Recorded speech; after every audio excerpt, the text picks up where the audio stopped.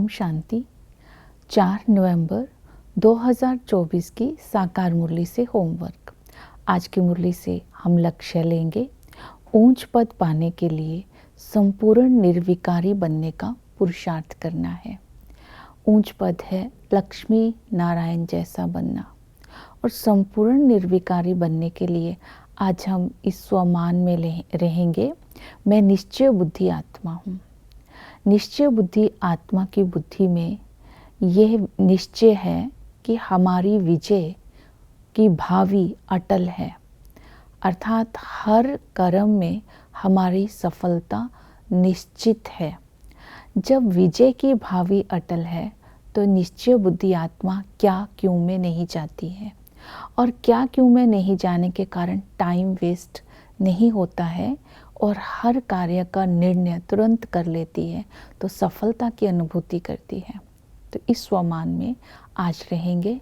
आज अपने अंदर रिफ्लेक्शन करेंगे, मैं सर्व गुण संपन्न कहाँ तक बनी हूँ, और अपने अंदर ये भी रिफ्लेक्ट करेंगे लक्ष्मी नारायण को वरने लायक बने हैं, मेरे में कोई खामी तो नहीं, ये चेकिंग करेंगे।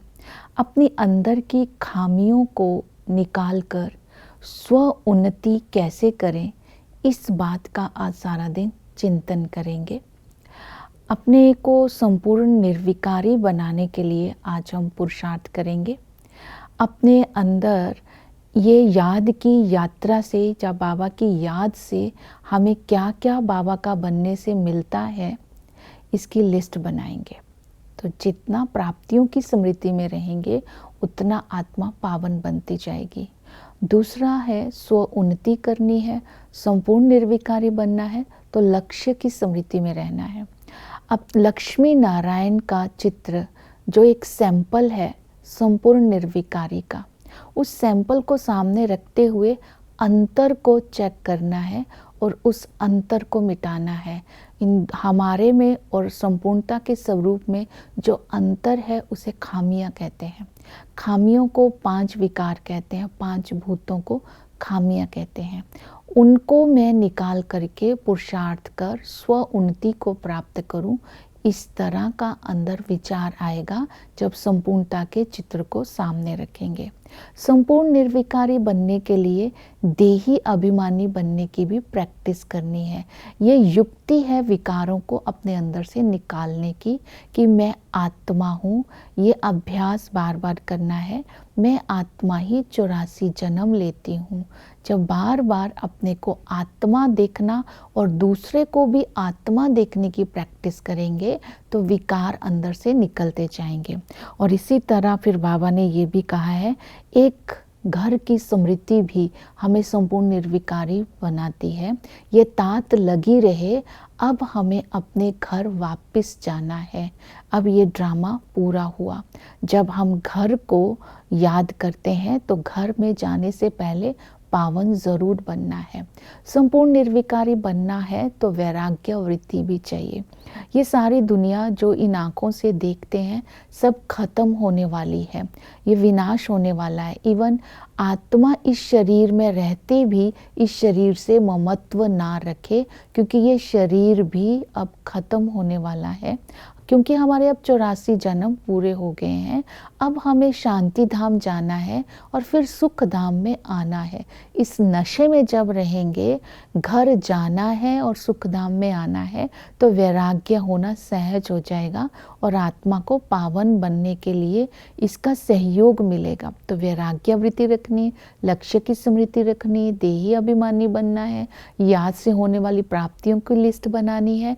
तो इस तरह संपूर्ण निर्विकारी बनने की भिन्न भिन्न विधियां बाबा ने बताई। फिर धारणा के लिए बताया, नम्रता और ठंडाई से सर्विस करनी है। हमें सर्विस करते समय हिम्मत भी होनी चाहिए और हम्बल भी बनना है, और अपना टाइम वेस्ट नहीं करना है। और दूसरी साइड बाबा ने ये भी कहा, कुछ भी मांगने की संस्कार भी नहीं होना चाहिए। ये धारणा भी अपने अंदर बनाकर रखनी है। याद की यात्रा के लिए कहा कि एक बाप को ही याद करना है। इस याद की यात्रा से ही बाबा तुम्हें सतो प्रधान बना देते हैं। याद की यात्रा करने की जो विधि बताई वो विधि है अपने को आत्मा समझना।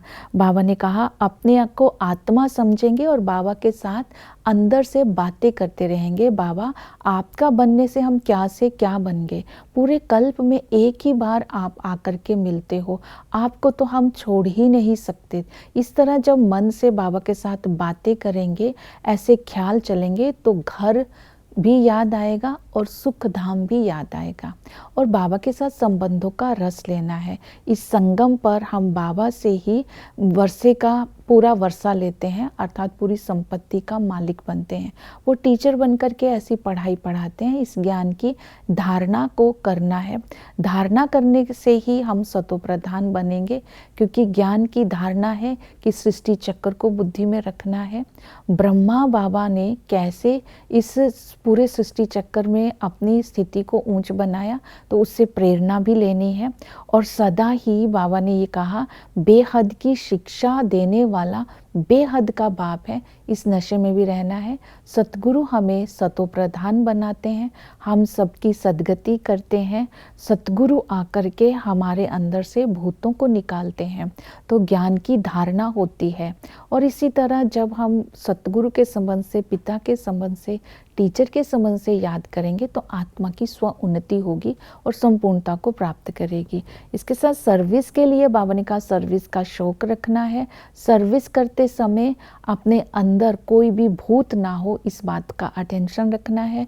बाप के दो बाप का परिचय देना है, सृष्टि चक्र का परिचय देना है, और सबको आप समान बनाकर वर्षे का अधिकारी बनाना है। ओम शांति।